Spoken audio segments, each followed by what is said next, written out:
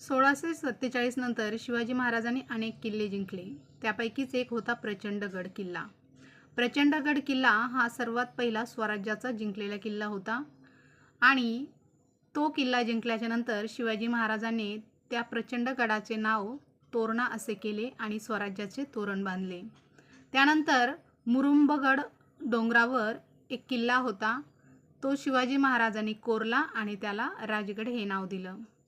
रायरीच्या डोंगरावर सुद्धा एक किल्ला होता. त्याला सुद्धा शिवाजी महाराजांनी व्यवस्थित बांधलं आणि त्याचं नाव रायगड हे नाव दिलं त्याला. बोरप्या डोंगरावर सुद्धा एक किल्ला बांधला आणि त्या किल्ल्याचं नाव प्रतापगड हे ठेवलं. त्यानंतर कोंढाणा किल्ल्यावर एक घटना घडली. त्याला नाव दिलं सिंहगड.